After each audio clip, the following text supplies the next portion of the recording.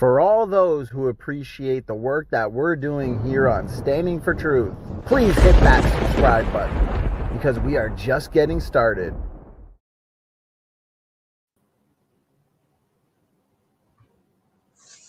All right, hey, it looks like we are live. Hey, Matt and I are extremely excited for this interview. I got to say, it is an absolute privilege to interview Dr. Rob Stadler today on this very important topic. That being said, Rob is no stranger to this channel. You would have seen him in an interview with John Maddox, as well as one of my personal favorite streams on this channel, Educating Professor Dave. I do want to pull that up on the screen for everybody. Anybody who has not yet seen it, please do check it out. It's definitely a must-watch.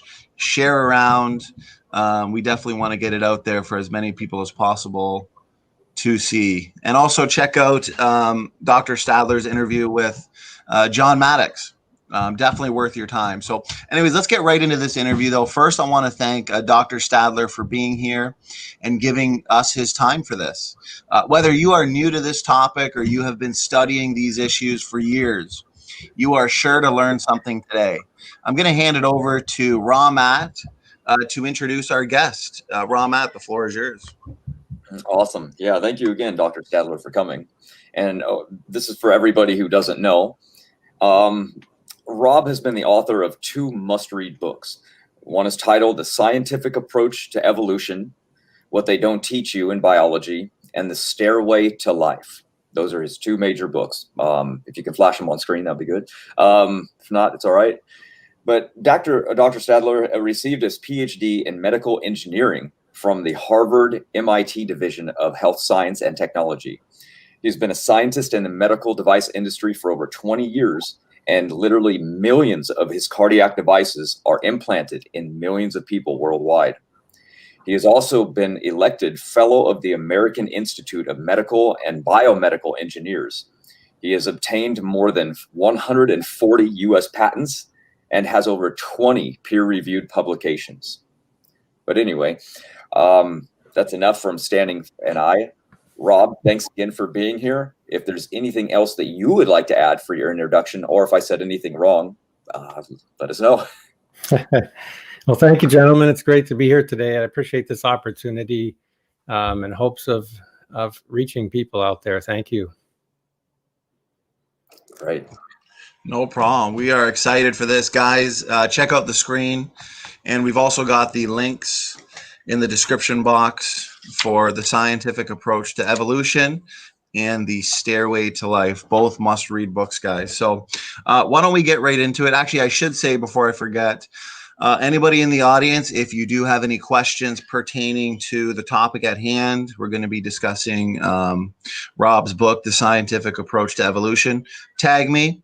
I'll field the questions that are relevant to the topic, and I'll, whenever there's a moment during the interview, I'll be sure to ask Dr. Stadler. So let's get right into it. I'm excited, Rob. The title of your book suggests that evolution has not been approached scientifically, even though many scientists support it, and that schools are not teaching evolution scientifically. What do you hope to accomplish with this book, Rob? Yeah, I think that question is very pertinent to what our society is going through right now. And this comes up with the election and with COVID. I think society is going through what I would call a crisis of confidence in science. It feels like a lot of society is kind of turning their back on science or giving up on it. And that comes from the way we're handling COVID, the way we deal with climate change, the way we explain evolution, we explain our origins, and how it's taught in schools.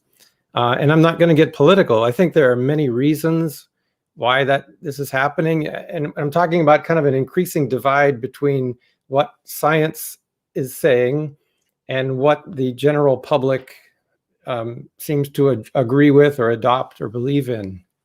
And this growing rift, I think, is very concerning to me. And there are many reasons for it, I'm sure. But one of the reasons that I think is a big contributor to this, and it goes back to this book, is that we don't have a great appreciation of how to apply a level of confidence to some scientific evidence that we hear. You hear it through any kind of media, you hear about some evidence, and you should be able to frame that as to how much confidence does that piece of evidence provide? Is it a low confidence kind of result, or does this really tell me something that I can trust in and it's a high confidence result? And I think often we're getting that upside down, and we'll talk more about that as we go on here. But the book goes through how to sort of judge the level of confidence that some scientific evidence provides. And then the book applies that to evolution. And so one of my goals in writing this book is to improve the scientific rigor in the study and the teaching of evolution. And I really want to try to reduce the bias that leads us, it risks leading us away from the truth so that we can actually get to the truth.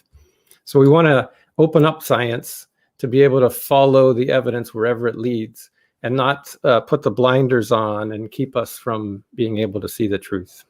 That's the main goals for the book. Oh, that's true. That's so true. Those blinders, man, if people could look non-biasedly at the evidence, I agree. I have a question though. I'm curious, what led you to write the book in the first place? Yeah, it's not a book that I had intended to write. It kind of, it's my experiences kind of prompted me to do it. So it started with my career in medical research. So as you said, I've been doing medical research for more than 20 years. And in doing that, this is not something I was taught in school. You get it through the experience. But in our society, medicine is life and death. We take medicine very seriously because your life literally depends upon it. And in my career in medical research, you have to have a very high confidence level of evidence in order to get a medical product or a drug or something like that approved for human use. And that's because society demands very high confidence before I take this life and death treatment. So I got used to, in my career, what is required to produce this sort of high confidence evidence. And this is required by FDA in the United States, or whatever regulatory body in your country. But it surprises me as a scientist then when I look outside of medicine, it's not very often talked about, different levels of confidence or different degrees of evidence. If you Google the term levels of evidence, something like that, you'll end up with all these articles about medicine and about how different drugs have a certain level of evidence. Maybe it's a 1A or a 2B or something, and they're graded as to how much supporting evidence there is for the benefit of a certain drug or a certain treatment.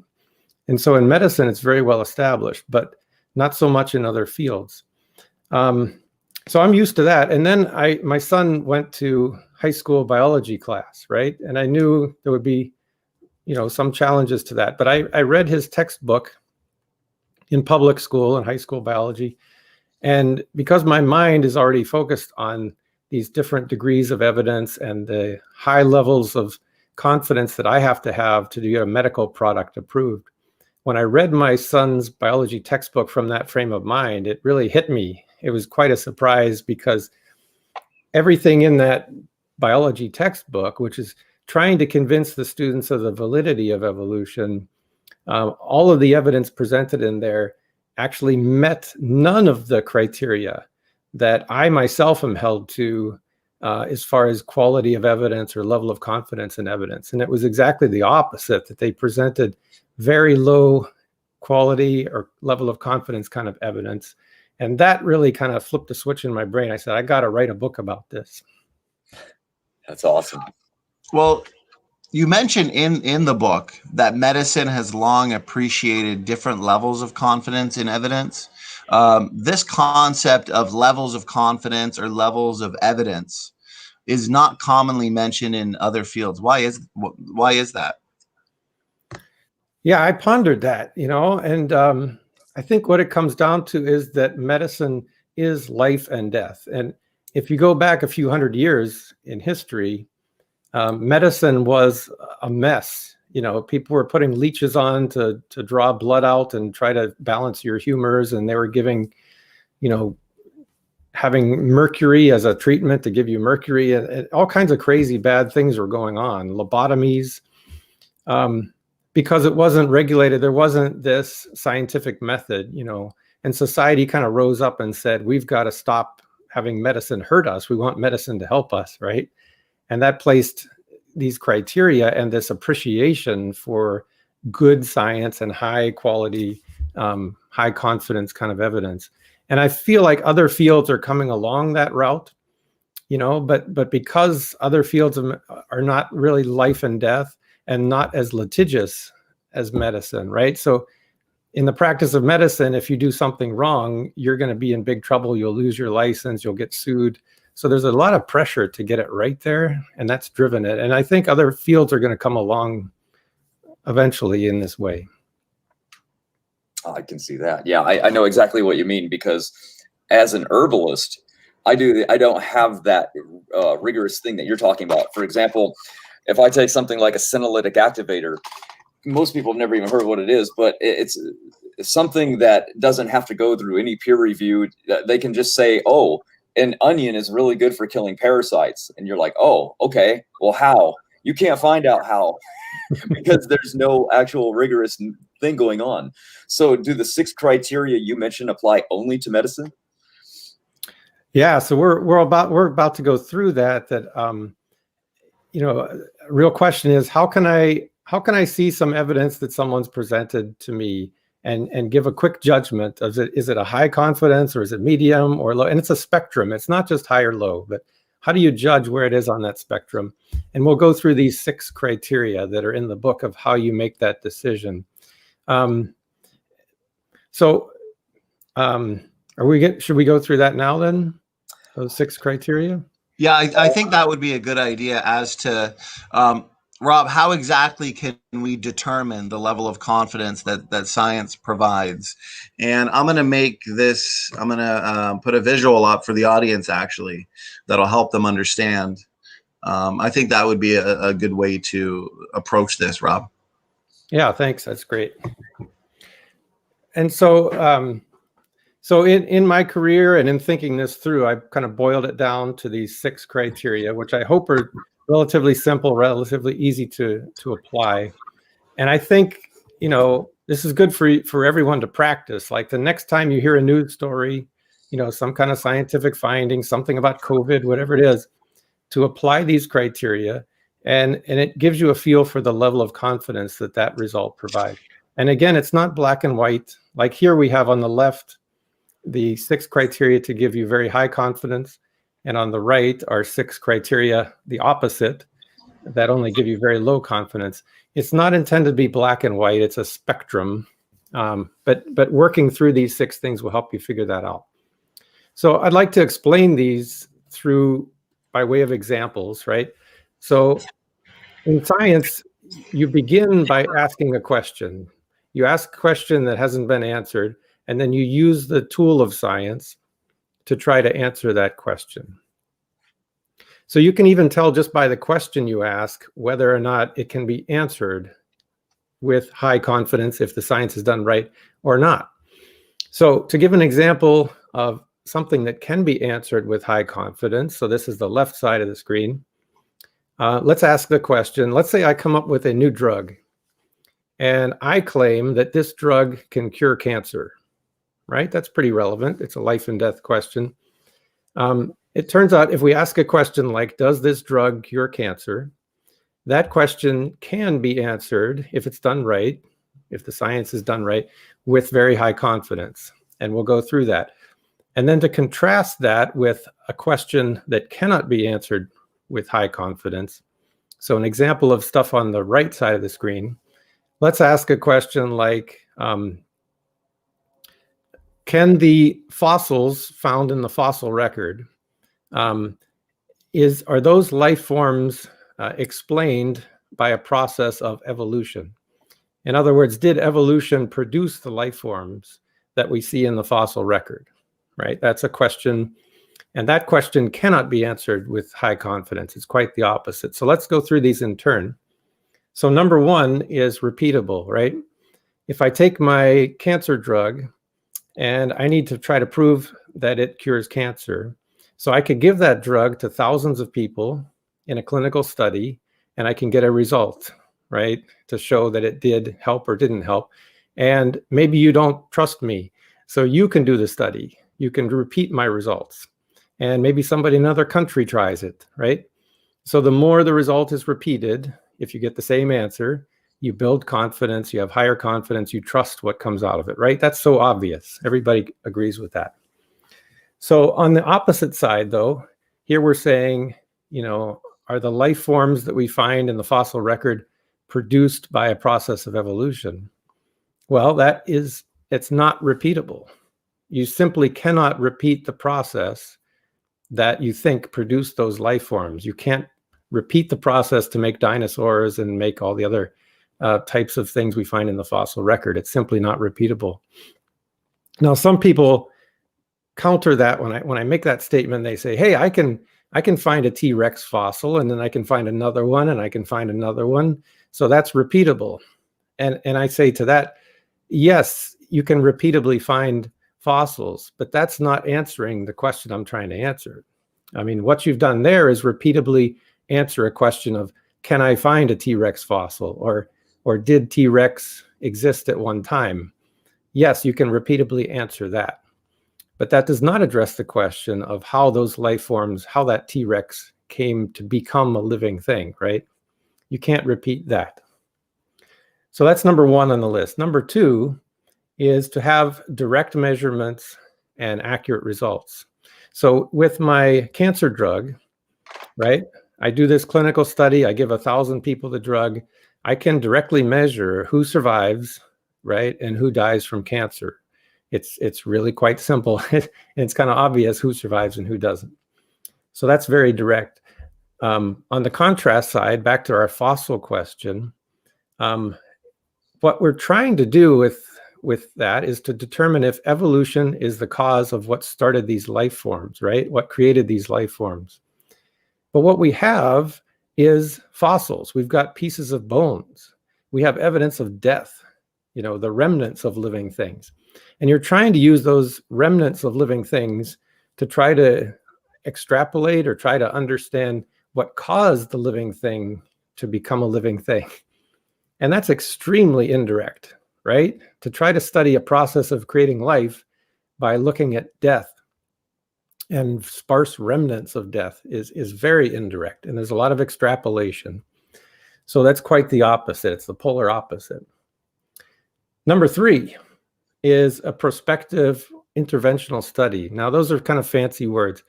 What that means is that good science is done by designing an experiment in advance, plan it out, write it down on paper what you're going to do, and then you conduct the experiment.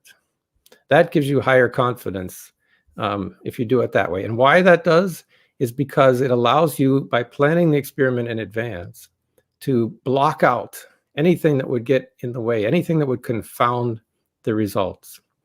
So for my cancer drug, I can plan to have 1,000 patients receive this drug and 1,000 other patients that receive a placebo, which is a sugar pill, right? It has no effect. And I can plan the study so that the doctors don't even know which pill they've handed out. And the patient doesn't know what pill they received. It's called double blinding. And that's a way of blocking out biases and blocking out any kind of anything that could confound the answer. And I could make who gets the sugar pill versus who gets the cancer pill. I can make that a random assignment, like use a random number generator to assign that. And that helps to block out anything confounding, like, oh, what if there's more smokers in the group that gets the sugar pill, and therefore more people died in the group that got the sugar pill? That would confound and confuse the results. It could lead us to adopt a fallacy, to accept something that isn't true. So you can block all that out if you design it prospectively. And on the opposite of that, back to our evolution example, we have an extremely retrospective process. We're looking back in time, far back in time. We certainly can't prospectively turn a dinosaur into a bird or something like that. So we look retrospectively, and you cannot control anything that's going on there because it's already done, it already happened. And so you're really not sure what is influencing what you've got here.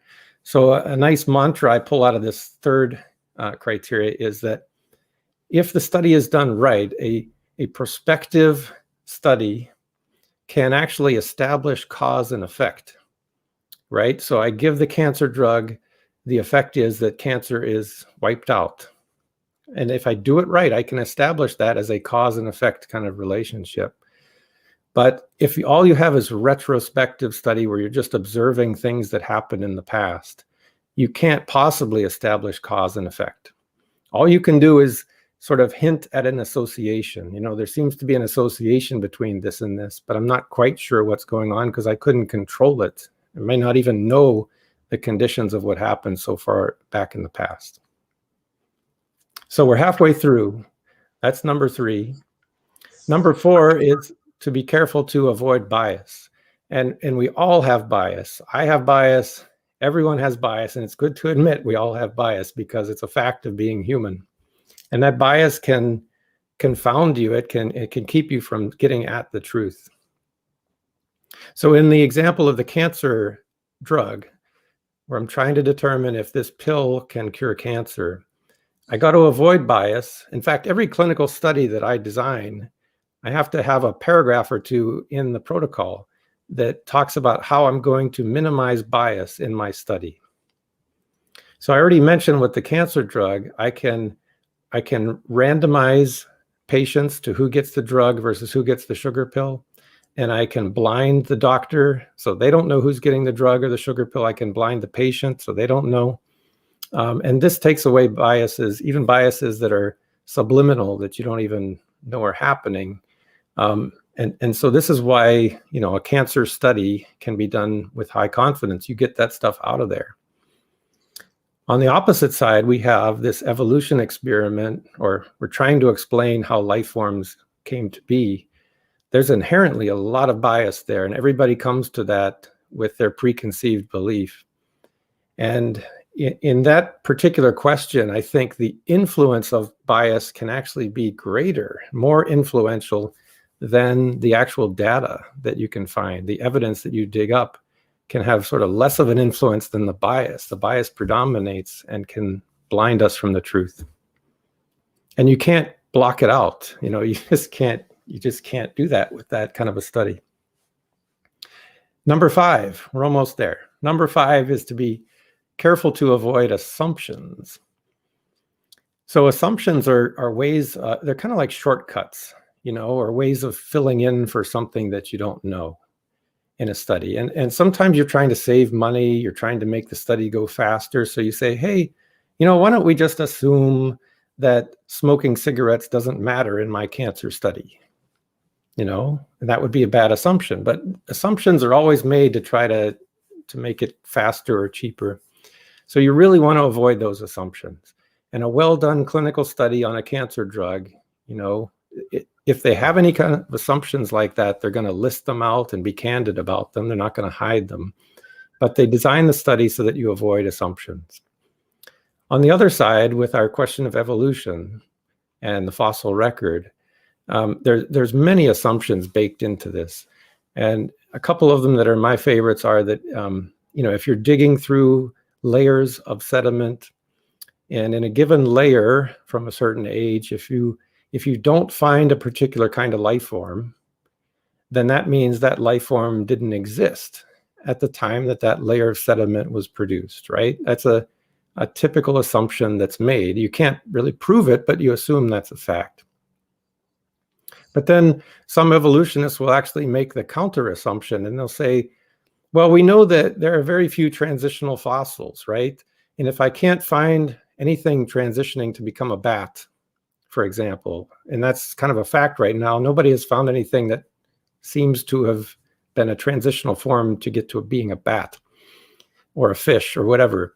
They assume that just because you can't find that transitional form in the fossil record, that doesn't mean it never existed in the fossil record. So So those two assumptions are actually contradicting each other. But there are many assumptions going on when you try to interpret what a bone is doing buried in the ground like this. And that's dangerous. That leads to low confidence. And then finally, the last one. The last one is a little bit of a different criteria, but this is really important because in science, eventually you have to communicate what you come up with. You got to share your results and publish it or communicate it somehow. And how you frame it, how you describe what you came up with is so important. And you can tell just by the way people summarize their results, if they're overstating the confidence that they found, if they're stretching the truth even. So when I finished my cancer drug study and I published the results, maybe I would say something, if I had a conclusion like this drug cures cancer in all humans, every kind of cancer, and I'm kind of slamming my fist on the table saying how awesome it is. You could tell that's probably not exactly the case. And then you read my study and you find, oh, I only studied thyroid cancer and I only studied females and I only studied people in the United States. So if I'm going to present my results with sober judgment, the concluding line should be something like, in females in the United States who have thyroid cancer, this study suggests that this drug is effective in curing cancer, right? That would be a sober way of concluding what I've actually done and what you can take home from it.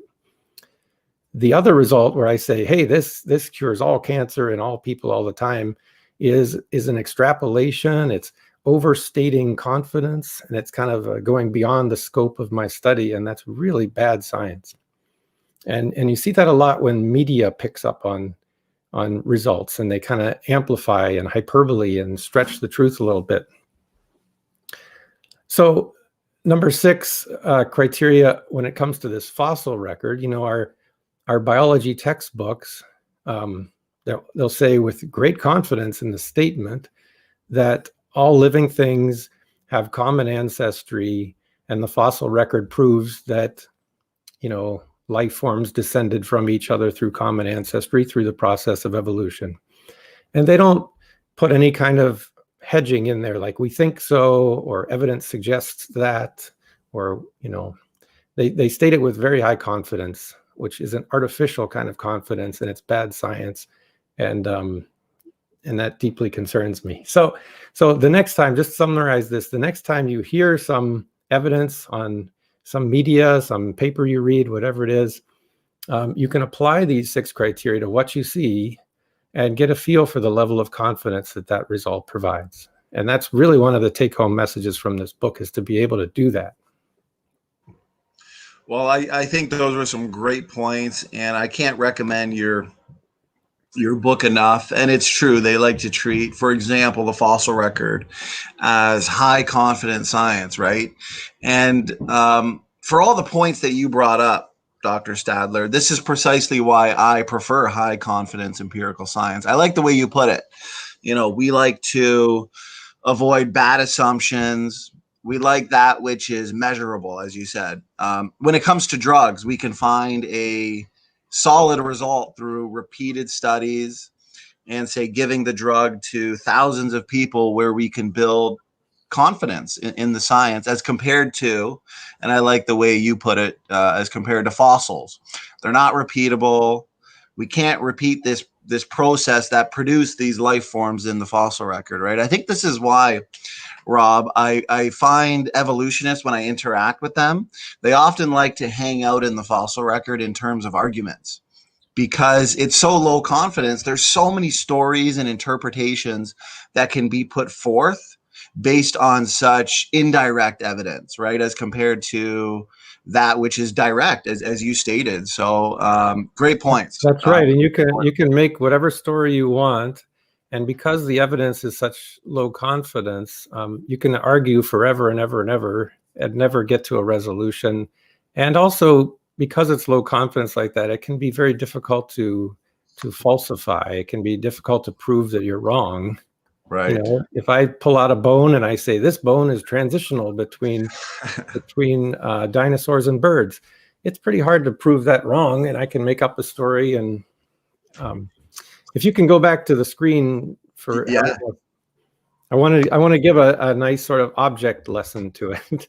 For me, and it's important to know that some fields of science cannot really be practiced with this high confidence, these criteria for high confidence, right? If I want to study, let's say I want to study if living next to a nuclear power plant decreases your intelligence or your health or something like that, right? To do that right, to do that with high confidence, you would design the study in advance and you would assign some people to live next to a nuclear power plant, some other people you assign to live far away, and you study them throughout their entire lives, and you control everything else so that they live the same life, except, the same food and the same hobbies or whatever it is, except some people live near the nuclear power plant and some don't. That way you could get a very confident answer, right? But of course, that's just not ethical. It's not practical. It's not going to happen. So you can't study that question with real high confidence. And that's okay. That's the best you can do. But just don't try to tell me then when you get your results, don't try to tell me these are high confidence results, because to be honest, to be humble about it, you've only gotten low confidence results in what you've done. Now, if you're stuck there with low confidence science, the analogy I like is a drinking straw, right? This is a simple drinking straw. Yeah. So imagine that you have to referee a football game. It's now football season, so you can picture yourself being the referee. You're under a lot of pressure. You got to catch the play. You got to catch people who are cheating, right? Whatever's going on down there. But you're the referee. And now in a low confidence world, instead of being able to watch the game with your eyes, you have to close one eye and you can only look through the drinking straw with the other eye at the football game, right? And so you can see a little bit of what's going on. You get kind of a foggy picture of a little bit of what's going on there. And that's what low confidence science provides. And you have such a hard time to see the big picture and arrive at the truth. That's what it's like. Yeah, I really love that analogy. The second I read it in your book, I thought, this makes such sense. It makes a lot of good sense that's especially with the fossil record. They're not looking at the bigger picture. It's like they've got a straw and they can't see anything in their peripherals. I like the way you put it. I guess if they were to, because the way you said it was, it's oftentimes the best they can do. It's the best they got. So if they were to just humble themselves and admit, okay, this is the best we can do with, say, the fossil record, for example. Yeah, it's low confidence, low quality science, but I think it just comes down to humility as compared to the way you said it. They treat it like in the textbooks in school, they treat it like it is high confidence science. It's irrefutable, And I also want to clarify that, low confidence science doesn't mean you're a bad scientist, you're a bad person or anything like that. Yeah. In a lot of cases, if you're an anthropologist or whatever, you're trying to do the best you can. And you are doing the best you can. The problem is all you've got is a drinking straw and you're trying to look through it, and that's okay. It doesn't mean you're a bad person, but just as you said, with humility, just say, hey, this is the best I could come up with. And, we can't be certain, but here's what we got. That's fine. Yeah, and you make that point in your book, so I really like that. Okay, we're getting a lot of good feedback from the audience on that. And this next question has actually been a question in the audience. So, Rob, do the 6 criteria apply only to medicine? Yeah, thanks. I get that question a lot. And I try so hard to explain that they apply to all fields of science. These 6 criteria you can apply to any field of science of any kind, and I think they're equally applicable. It just so happens that medicine, is able to do high confidence science, and other fields of science may not, like anthropology, may struggle, but it still applies. It applies to all science. In my book, I go through the example of just simply studying how fast an object falls when you drop it, and that can be studied with high confidence science. It has nothing to do with medicine, and it applies. So it's on all fields of science. Yeah, well, I like what you said earlier about how it makes it nearly impossible to falsify, right? Because remember, the slow Darwinian process of life evolving slowly. Well, when they find something that didn't evolve, boom, it's stasis. It's no big deal. Or when they find something out of place that shouldn't be there, oh, it's punctuated equilibrium. It jumps forward massive amounts of time. So it makes it unfalsifiable. That's not very good. Exactly. You mentioned in your book, specifically on page 52, you talk about a TED Talk with paleontologist Jack Horner about finding and naming new species of dinosaurs that show a common error when we rely on this low confidence evidence. Can you explain that for everybody, please? Yeah, I would recommend people watch that video. You can look it up on YouTube, Jack Horner TED Talk. But what's fascinating there is that you have paleontologists, right? And a paleontologist is trying to build their career like anybody, as a scientist, trying to make a name for themselves, trying to make a discovery. And so they discovered dinosaurs. They dig up something and they say, well, I dug up something and it doesn't look like the other dinosaurs that have already been named. So it's something new. It's a new species, and I'm going to name this thing and put their stamp on it, write a paper, and become kind of famous. So Jack Horner looked at this, and he realized that all the dinosaurs that are out there, the fossils, were claimed to be, they were adults, basically. And he actually looked at the dinosaur bones and was able to get permission to drill into the skull. And apparently when you drill into the skull and you look at the bone, you can determine the age, the maturity level of the animal when it died. And so he was able to piece this together that an infant, a toddler, an adolescent, and an adult dinosaur of the same species were named for different species because the adolescent didn't look like the adult and the infant didn't look like the adolescent. So people were naming them as different species when in fact it was the same species, just different ages. And he said this happens because people like to name things and they like to be successful. And basically what it comes down to is that bias, that you really want to discover something new. You want to be famous. And so here it is, I found it, I discovered it. And that bias can lead you to adopt a fallacy, right? To believe something's true that isn't true, all in the name of science. And so knowing that that's happened, and it's cool that Jack Horner was able to clarify and get to the truth in this case. But knowing that can happen, knowing that dinosaurs can be thought to be separate species when they really aren't, then if someone makes a statement like, through the fossil record, this transition to this, transition to this, transition to this, right? That's the story that we're told. How do we know that that's not just bias, right? In the same kind of sense. How do we know it's not the same thing going on there? And it's all low confidence, and it's kind of cloudy. You're looking through the drinking straw. It's pretty hard to get to the truth. Well, I find that amazing, Rob. I've mentioned that specific case a number of times now after reading that in your book, that specific case. And as you put it, there's a lot of pressure in this field to find that next big find, right? Because not only that, I've read a ton of papers and watched some lectures on the hominid fossil record itself, and there being numerous cases of mixed bone beds, and then as a result, chimeric or artificial species where you've got a mix of like Australopithecus bones and human bones, and the paleoanthropologists are admitting this. So it's just the nature of what you're saying, right? It's just the nature of it being low confidence. And it's okay that that's what it is, as long as you openly discuss that, hey, these are the assumptions we've made, here's some limitations to what we've done. Yeah, I think those are great points. Exactly. I completely agree. So, Rob, you mentioned earlier your son's high school biology textbook. What evidence was presented for evolution, and how did it stack up against the criteria for high confidence? Yeah, so we have to start by recognizing that in the public school biology textbook, it's not so much about science as it is about salesmanship. It's like when you go to the car dealer and you pick up a pamphlet about some car, right? It's going to talk about the great qualities of this car, how awesome it is and all that. It's not going to say something like, well, it's true that it doesn't get the best gas mileage. And yes, we've had transmission problems in the past, but it is a pretty good car, right? It's a sales argument.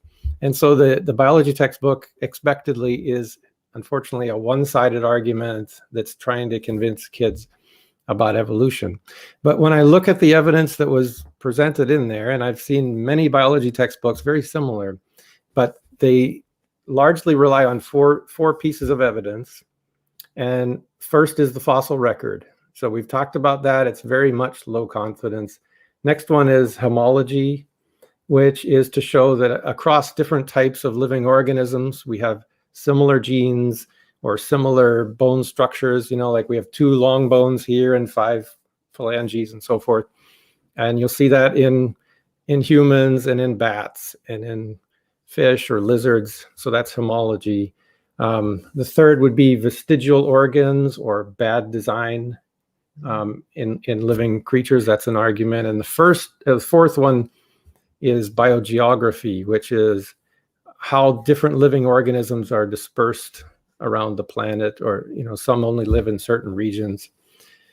So in the book, I go into all the details. We're not going to do it here, but each of those 4 types of evidence, each of them fails all 6 of the criteria.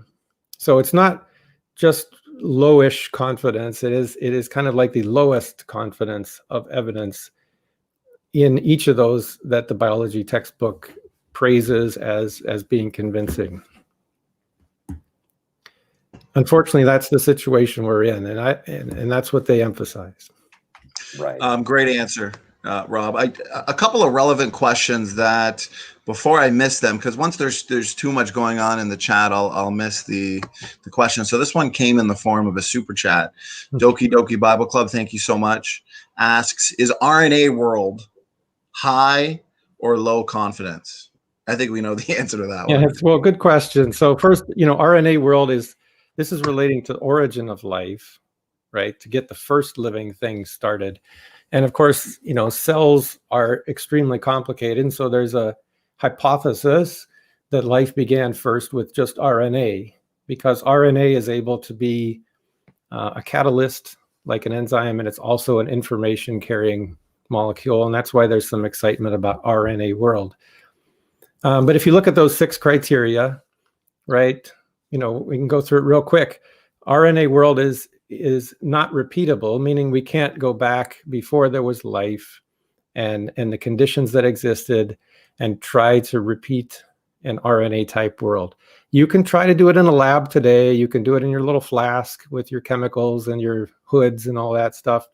And you can try, but you're not exactly repeating what happened back then. You can't be sure of what happened back then. Number 2, it is very indirectly measured. I mean, we can't even go back in time there. We don't even have any real fossil evidence from supposedly 4 billion years ago. Nothing is left from back then. So it's extremely indirect. It's extremely retrospective to go back, unless you do it in the lab. And if you do it in the lab, you've got tons of assumptions, which is number 5, many assumptions required. There's clear opportunities for bias because the people who tend to promote RNA world are trying to promote a naturalistic explanation for life. So quick answer, it is very low confidence, yes. Great answer. And one last question here that is relevant to the point you just made on the textbook examples. Question here, org 343. Should those 4 textbook examples be more thorough or removed? Well, great question. I think they should be explained with a sort of even-handed, unbiased statement that, hey, there may be some hints here. Because this is low confidence evidence, there's some hints, and it's possible to interpret those as supporting evolution. It's also possible to interpret it a different way. But what should be done, though, is to take that low confidence evidence and deprioritize it and then take the high confidence evidence and prioritize that in its place. And we haven't gotten to it yet, but there actually is some quite high confidence evidence and experiments that speak to evolution, and those should be put up high in their place. If I go to FDA with my cancer drug and I say, hey, I've got a randomized controlled study of 2,000 people, blah, blah, blah, I did everything right and it's high confidence, and here's what that result found. And, oh, by the way, I actually also did a retrospective observational study where some people bought this stuff on their own choice and ate it as a dietary supplement, and it looked like it kind of helped. If I do that, the FDA would just blow off the low confidence results, wouldn't even look at it, wouldn't even think about it, and they focus on the high confidence evidence. And that's what we should be doing when we talk about evolution. Absolutely. Well, given that your book is rather discouraging, to say the least, to those who believe in evolution and molecules to man, it may be surprising to some of our viewers that your book has a chapter called High Confidence Evidence for Evolution. So what is exactly in that chapter? Great. Yeah, this is where there's a twist in the plot. So there actually is a fair amount of data, and it's building every day, of evidence that meets all 6 of those criteria that teaches us about evolution. So let me give one simple example, right? Is often cited is evolution of dogs, right? So we know over the last few hundred years that wolves, through a process of artificial selection, have given us this great diversity of dogs that we have today. And it's pretty cool, incredible diversity of the types of dogs. They're all kind of the same species because they can interbreed, but it's pretty awesome. And that's what, Richard Dawkins makes a big deal of that. And if you look at that study of dogs coming from wolves, and you look at the 6 criteria, you can argue that it meets all 6 of those criteria. You could do it today, take a wolf and start breeding and artificially selecting, and you could end up with a Great Dane or a Golden Retriever, over hundreds of years. You could do it, you could repeat it, and you can meet all 6 of those criteria. So that's high confidence evidence, but it's high confidence evidence of, what you call microevolution. So in the book, I love this quote from Richard Dawkins. You all know Richard Dawkins. And this is from The Greatest Show on Earth, which is his book about evidence for evolution. And he talks about the dogs, right? And he says, this is his quote. He says, it's on page 82. He says, in 82 in my book, he says, if so much evolutionary change can be achieved in just a few centuries or even decades, just think of what might be achieved in 10 or 100 million years. So what he's doing there is asking you to extrapolate. He's saying we have a result here, which we don't argue about, that lots of changes have happened in 200 years. He's asking you to extrapolate that for 10 or 100 million years. That is something that nowhere else in science is that allowed, where you can observe something here and extrapolate that 10,000, 100,000, a million fold down the road and have any belief or any confidence in that result. It's unthinkable in science that you could extrapolate like that. Now, if you look at those 6 criteria of high confidence, the dog coming from a wolf, you can meet all 6 of the criteria for high confidence. In that quotation from Richard Dawkins, where he's asking you to imagine going forth 10 million or 100 million years into the future, that statement immediately contradicts all 6 of the criteria. He's asking you to go from high confidence to the absolute lowest of confidence and to trust him that that's what's going on here. And the ultimate irony for me is that in creating that, in that statement he made, which is just unthinkable bad science, what's ironic to me is that before Richard Dawkins retired, his job title was the University of Oxford's Professor for the Public Understanding of Science. So he was recognized as being the guy who's going to help the public to understand science. And yet he did something like that, which is extremely unscientific. Very disturbing. So that's just one example of high confidence science that speaks to evolution. Let's go through a couple more. We have Richard Lenski's experiment.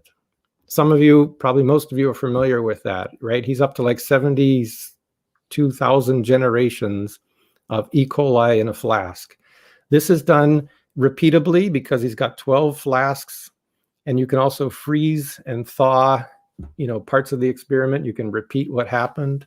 It's very repeatable. It's directly measurable. He can look at the DNA at the beginning, look at the DNA 70,000 generations later, and directly determine what's different about the DNA. It was prospectively designed. I don't think there's much bias or assumptions, so forth. This is very high confidence science. It's very well done. And it tells us, what is evolution capable of. And one more case that I really, really like this case. It was done by Ann Gauger, published about 10 years ago. This is an example of high confidence science applied to evolution. And in this case, they took E. coli, and E. coli is able to manufacture an amino acid called tryptophan. It has an enzyme that produces the tryptophan, which is great. So Ann Gauger said, hey, let's do an experiment. I'm going to intentionally damage that gene. I'm going to intentionally damage the gene so it produces an enzyme that's half, broken. It's not very good at producing the tryptophan. Put that back in the bacteria. Then I'm going to put the bacteria in a bath, in a flask that has only a limited amount of tryptophan. And so it better be able to fix itself in order to survive and grow, right? Now, the way they damaged the gene was just changing one nucleotide in the DNA. They changed one nucleotide, which changed one amino acid in the enzyme. So a very minor damage. And they found that after having about 1 million bacteria produced, no, it was like 100 million bacteria produced, that actually a random mutation actually flipped the one nucleotide back to the way it should be. And the enzyme was fixed. And the bacteria could produce tryptophan, and it was able to grow rapidly and survive and dominate. So there you have in action, all right? High confidence, because it can be repeated, it can be directly measured, blah, blah, all 6 criteria. And you have evolution to change one nucleotide to make a better bacteria. Okay, that's cool. Then they did the next step, and they said, okay, let's challenge it with 2 nucleotides changed, right? They had the first mistake, they added that, they added a second change to that. So now there are 2 nucleotides changed. That produces a tryptophan synthase, the enzyme, that is completely broken. It doesn't work. But all the bacteria has to do is change 2 nucleotides to make it fully functional. And in fact, if it changed the first one, if it fixed the first one, it's somewhat functional. It's a step in the right direction.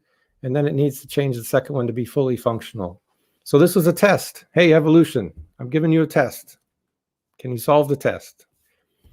So they put that in the bacteria, put the bacteria in a solution that contained a small amount of tryptophan, and they went through 9,300 generations of the bacteria. 9,300 generations, and something like 1 trillion bacteria organisms formed through reproduction. So there's plenty of opportunity there in 1 trillion organisms to have a fortuitous mistake to make it better again.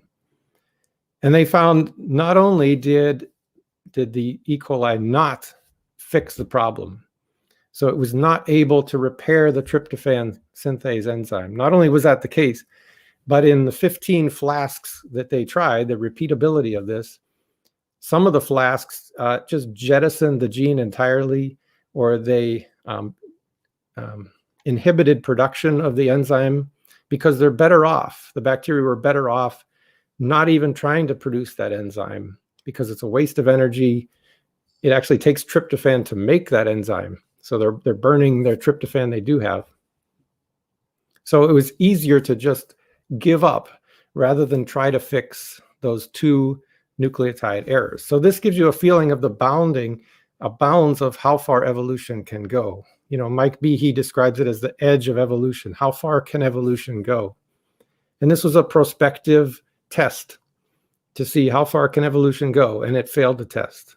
And this is high confidence. It meets all 6 of those criteria.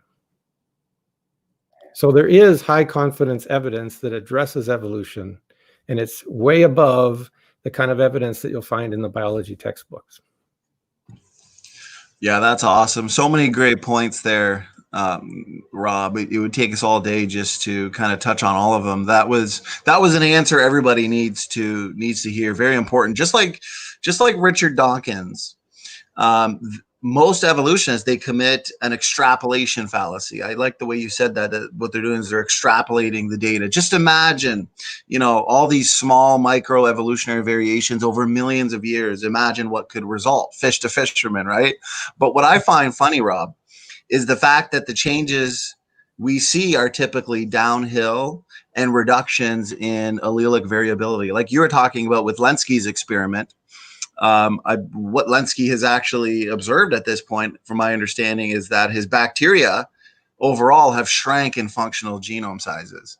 You know, there's been no real uphill changes. So what comes to mind is, okay, you want to take that extrapolation fallacy back millions and millions of years. Well, if all we see is reductions in information, loss of information, well, that's not really going to take your fish to fisherman. So their high confidence science doesn't help them at all, would be my thoughts. So a lot of great points there, Rob. And I believe that's why they end up kind of de-emphasizing this high confidence evidence, and they emphasize the low confidence evidence and put that first and foremost. It's all backward. Great point. Really good point. Okay, in the next chapter, Rob, you apply the findings from high confidence evolution experiments to the hypothesized evolution of humans from primates. Yeah, so here we kind of get to the punchline, right? So if you do it the right way, which is to de-emphasize the low confidence stuff. So let's get rid of talk about the fossil record and homology and vestigial organs and just push that aside. Let's talk about taking these high confidence studies like Lenski, like the one I mentioned about tryptophan with Ann Gager, like dogs. There's other studies on fruit flies. And we know how much evolution can accomplish in 70,000 generations. We know how much it can accomplish and what it can't do. So let's put this to practice now. And let's talk about humans. Did humans evolve from primates? Right? And it's time to apply that. This is kind of a reality check. So humans and chimps, you know, we're told, have a common ancestor that's about 6 million years ago. The problem is that humans and chimps are very slow to reproduce. You know, we have 2, 4, 5 offspring, and we do that in 20 years or 15 years, you know, maybe 12 if you're really fast. So in 6 million years, you could tell how many generations are out there. And you can also guesstimate how many humans have ever lived ever, right? You can guesstimate that.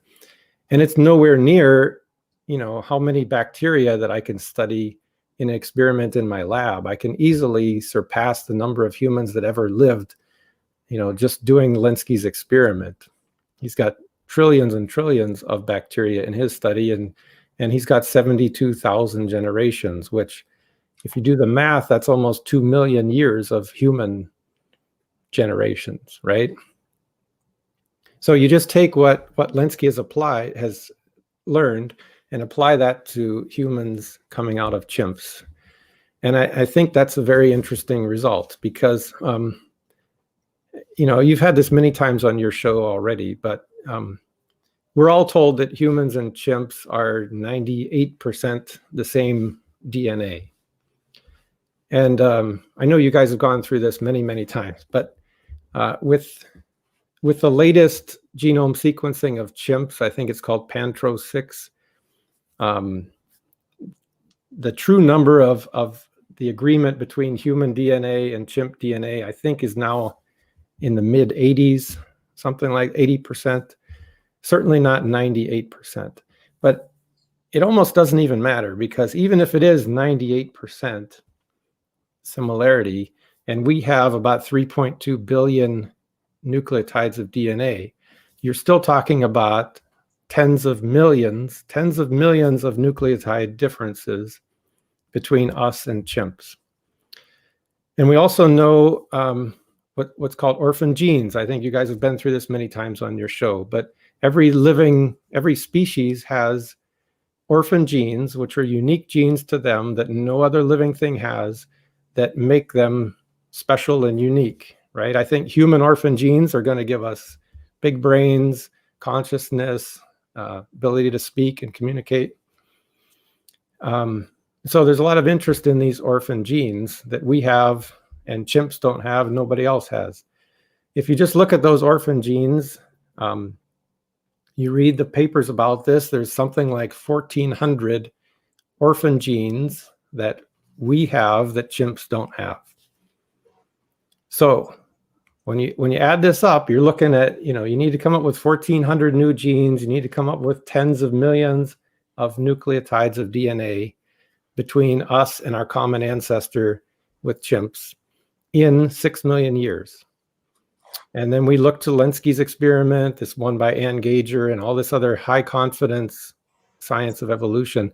And you end up with a huge, what's called Haldane's dilemma, or the waiting time problem, that there's just not enough time.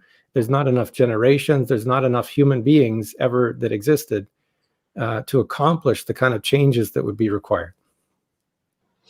Well, so many good points there, Rob, and some of our favorite topics. You're right. We could probably spend a couple hours on each point. And I constantly hear on that last one, the waiting time problem, you'll hear the critics, constantly repeat that, oh, it's been solved. And I typically respond with not even close, because from my understanding, in addition to the single letter differences, you're looking at, I've read about tens of thousands of chromosomal rearrangements would have had to occur, spread, and also become fixated as well.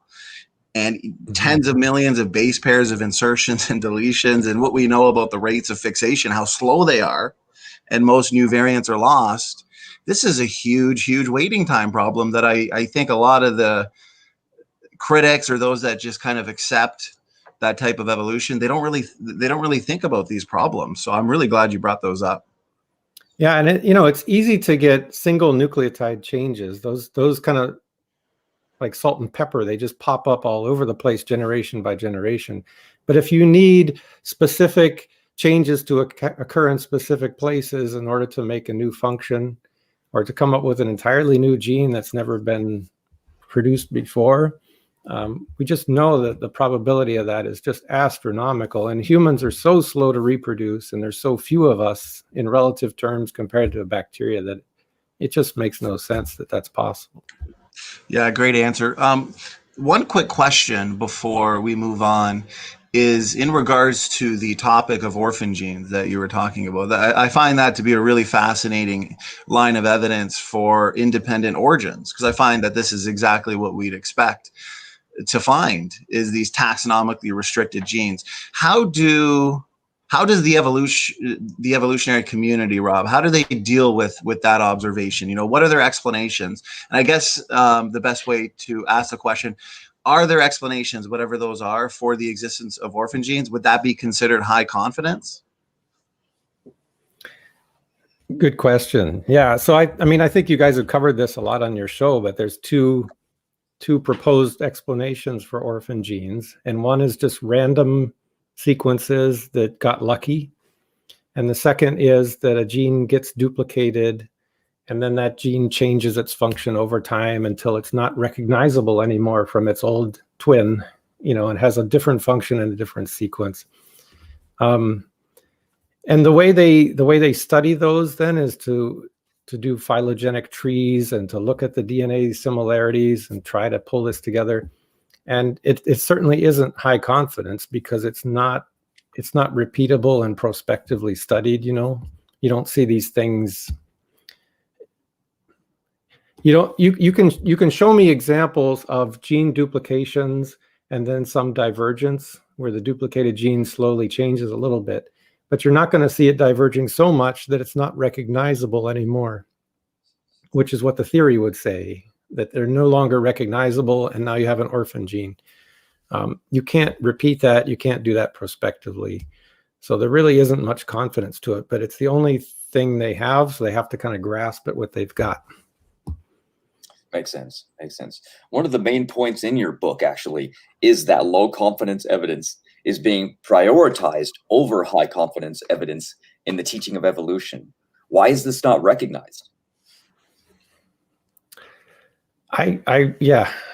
Well, that's my main frustration, and that's the main point I want to convey is, like, can't we just do what rational scientists would do, which is prioritize the high confidence over the low confidence? It just plain makes sense.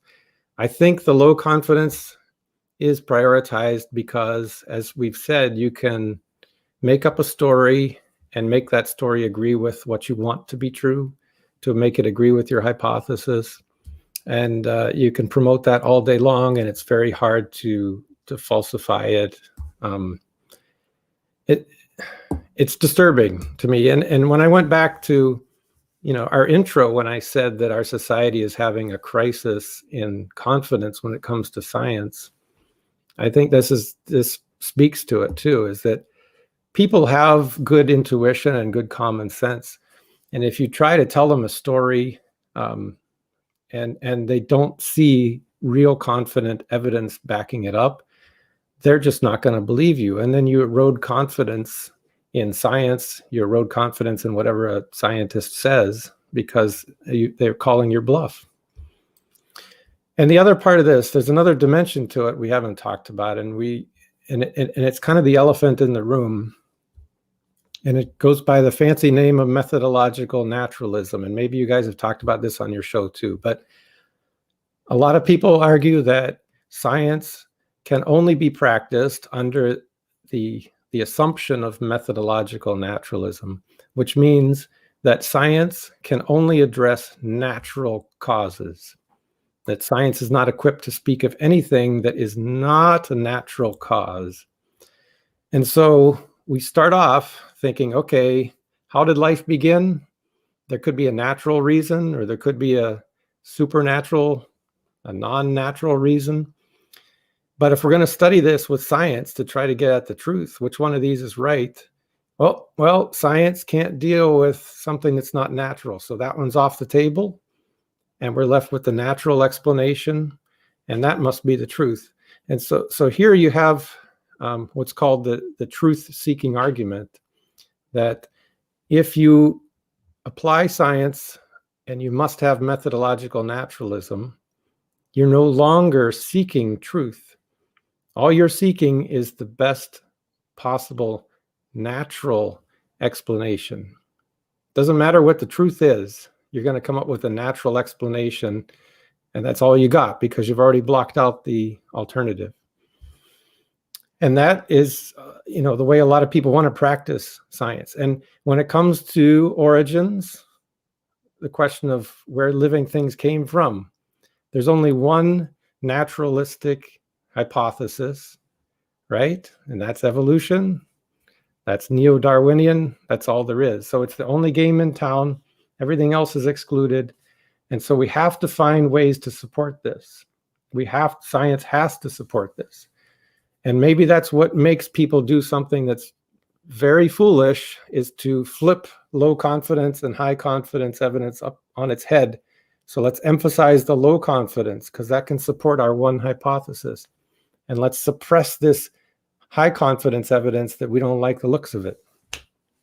I think that's what's going on.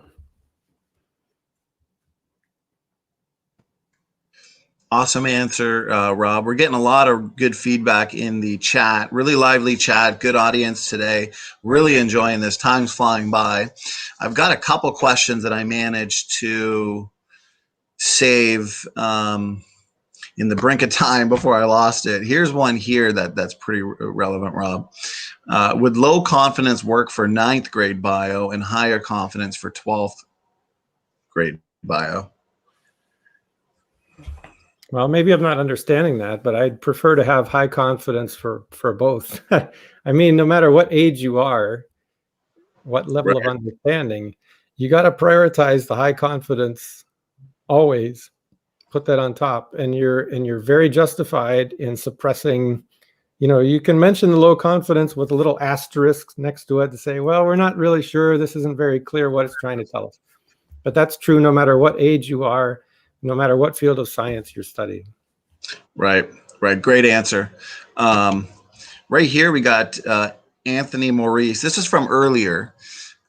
He's asking SFT, when he says they can produce RNA in the lab, it's not.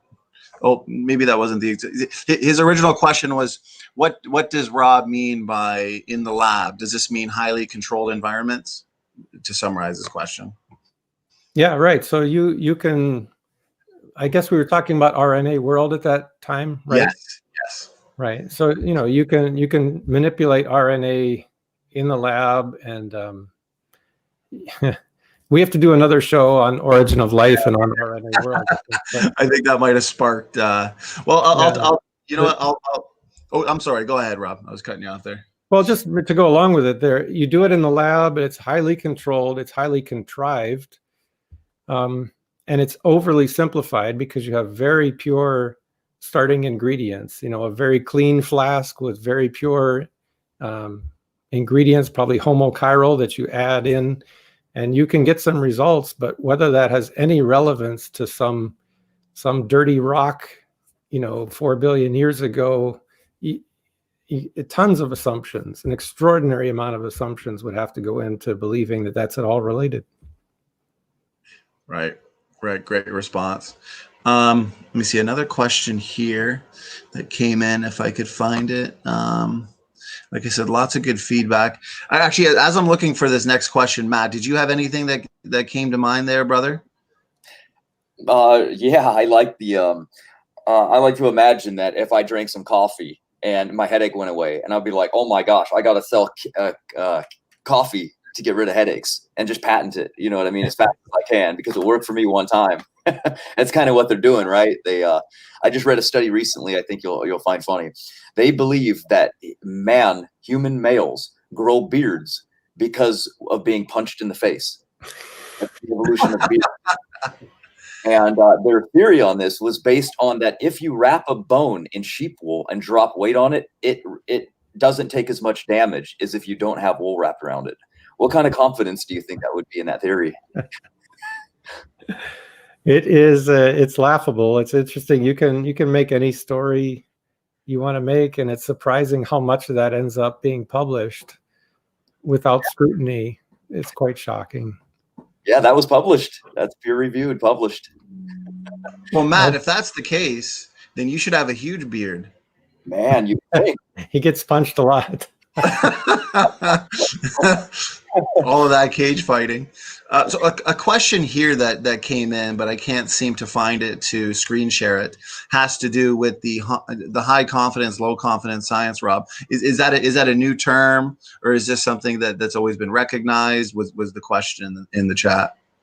So that specific term and these specific 6 criteria, they're new in a way, but it's kind of rehashed. I mean, if you Google levels of evidence, yes, you'll find it's all related to medicine, but you'll find in medical terminology, you'll find the kind of criteria we're talking about in these 6 criteria. It's not the same, but it's out there, and medicine most certainly appreciates these things. Well, it's really, your book was really fascinating and helpful to me, because I've always been on the side that, it's the direct lines of evidence that we should be using to answer these really important questions on evolution, ancestry, creation, and genetics being a really, really direct line of measurement, being high confidence science. And as you pointed out, with the changes that we see in, say, dogs or the changes we see in these experiments where you've got thousands and thousands and thousands of generations of bacteria. And all you ever get is, in those experiments, more bacteria and oftentimes more degenerated bacteria. Do they have any real solid examples in that realm, though, that could be considered high confidence for that type of evolution? Maybe like a true gain in novelty, or is that what Richard Dawkins, he kind of put forth what he thought was the best one in the Lenski's experiment, correct? Yeah, it's kind of sad that in his book, The Greatest Show on Earth, it's on page 130 of his book, he interprets Lenski's experiment, and he made a bold conclusion about it before they actually had the DNA evidence. So there was a big change. I think you guys all know this. In Lenski's E. coli, there was a big change that occurred where the E. coli could metabolize citrate. Yes. Where normally they couldn't do that in the presence of oxygen, right? And before they had the DNA data, Richard Dawkins said, this is a quote from his Greatest Show on Earth book, he said, "Not only does this show evolution in action, not only does it show that new information entering genomes, not only does it show combinations of new genes," right? So he's sort of dreaming from his paradigm of what had happened in Lenski's bacteria. And it was about 6 or 7 years later that the actual papers came out with the DNA sequencing that showed, as you've covered on your show many times, that it was simply moving one gene to a different promoter and then changing how much another gene that existed already was amplified. So there was no new information. It was just a little gentle scrambling of some of the information that's already there, which actually made the bacteria less successful in the normal environment, but more successful in this particular environment.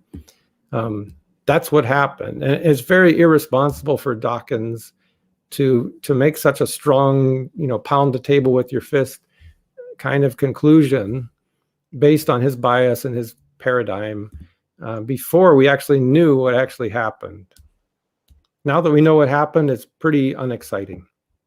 So I think your question actually started with what's the most impressive, new information, new gene kind of thing that we've seen with high confidence, right? And you often hear of this nyelinase enzyme, so a bacteria that evolved to be able to eat nylon, right? I think it happened in Japan near some chemical factory. It sounds like a horror movie or something.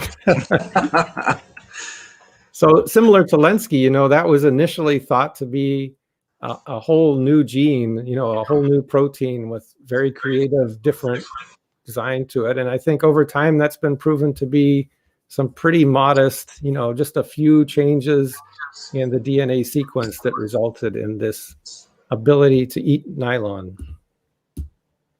Yeah, it's such a great answer, because when I first got into this and I started reading their literature, just even talking to people of the other side on the evolutionist side, they'd provide these examples. But then when you further look into them, what you see for the most part is largely reductive evolution.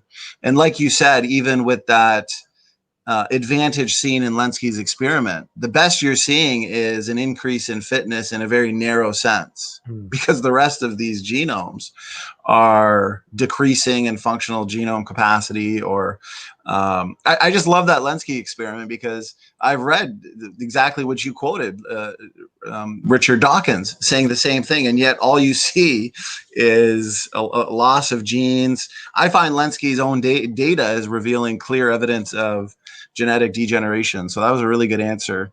And recently it's been published that the bacteria that develop the ability to eat citrate are actually getting pretty sick right now. They're kind of falling apart over time. Yes. Yeah. It's not good. That's a really good point. I believe that was shown in a 2020 paper, which means that's as up to date as you can get for Lenski's experiment. So if what we're seeing, according to Richard Dawkins, that this is one of their best lines of evidence for that type of evolution that they believe in, that they want to extrapolate and yet those adaptations are just accomplished by means of what? Loss of function, loss of regulation mutations. Now they're sick. I mean, that is a really good point. And I think this is leading to this crisis of confidence in science. You know, the public is losing confidence in what scientists are saying. It's because of things like this. You know, you got people slamming their fist and saying stuff that turns out to be wrong. And you can tell it's all coming from their bias. It's very disparaging. It is. I couldn't agree more. And I could not recommend I couldn't recommend both your books. I recommend highly for everybody. Today, we just focus primarily on the scientific approach to evolution. So I can't recommend that one enough for the audience. It really helped me tremendously and put things into perspective. But the Stairway to Life, an Origin of Life reality check, hopefully we can have you on again in the future, because that is another one that we could easily talk about for another hour and a half. So, did you want to briefly, maybe in a few sentences, give everybody in the audience a brief summary of your book that we've talked about today, Rob? Yeah, just a quick wrap up. If you're in the elevator and you have 30 seconds with somebody, you have to tell them something really quick, right? So I would say, simply that the evidence that's commonly used to support evolution, it actually fails to meet these simple criteria that tell us how much confidence we can have in science, right? But there is other evidence out there, these high confidence evolution studies, and those meet all of the criteria. And that evidence tells us very much that we're talking about a very constrained process that's only capable of taking a few steps in one direction, but certainly not capable of molecules to man. Yeah, that's really good. And I want to thank the audience too. They've had a lot of good questions. And Dr. Stadler, there's one final question I have here from the audience, actually, that if you don't mind, I can ask right after this wrap up. And this would actually culminate all the questions that I've had. So this question was from Lena Powell. And she asks, has Dr. Stadler seen a computer evolution simulation? And does he think that using them as proof, quote unquote, of evolution, would that be circular reasoning? Well, computer simulations, you really can get them to do whatever you want. They can be useful to provide some insights. I would say what they come up with can be hypothesis generating. In other words, it makes you think of an idea that, hey, we should test that in an actual experiment. I don't put a lot of trust or confidence in what they come up with. On the flip side of that question, John Sanford has produced computer simulation he calls Mendel's Accountant, and that's his simulation of it, which shows very constrained progress that evolution can make, which opposes what some other simulations have said, that they can come up with all kinds of stuff. So it's not very high confidence because it is a simulation. And of course, it also takes human intelligence to build the thing and to make it work. Right. Great response. Yeah, no, that's Mendel's Accountant and Dr. Sanford's work on that is really amazing too. Well, I mean, we've had you for an hour and a half. This was awesome. Time has flown by. I've really gotten a lot out of this, and I really appreciate your time. Rob, the audience has loved it. Tons of good questions. We could probably have you here all day. What we'll do is we'll wrap it up here. Unless you had any final things to say, Matt, before we... No, I just hope we can get Rob on just for a random Q&A sometime for the audience. That would be... you can also, you could send questions to me. I have an email account that's scientificevolution.com@gmail.com. Okay. A little complicated, but scientific evolution, one word, scientificevolution.com@gmail.com. Send questions. Awesome. Okay, well, I've got both Rob's books in the description box. Please check them out. Like I said, I flew through the scientific approach to evolution. I couldn't put it down. So it was a real blessing and a privilege to have you on today to discuss that topic. I think it's really important, and I'm really excited that our audience here got to hear all this incredible information. So everybody in the audience, share this video. Please get this out there to as many people as possible. It is important that they hear these things being discussed. So I want to hand it over to you, Dr. Stadler, for any final words, any final thoughts, and also thank you again so much. I really enjoyed this. Great. Just thank you, guys. I really appreciate you having me on the show here and the opportunity to share, and just tell everyone to get out your drinking straw and remember this when you're reading the newspaper or looking online tomorrow. I love it. That's awesome. And Matt, thanks again for joining as helping with this interview. Yeah, no problem. Anytime. It's great. Okay, guys. Well, I'm glad everybody enjoyed. This 90 minutes has flown by. So Standing for Truth is out, and everybody, God bless.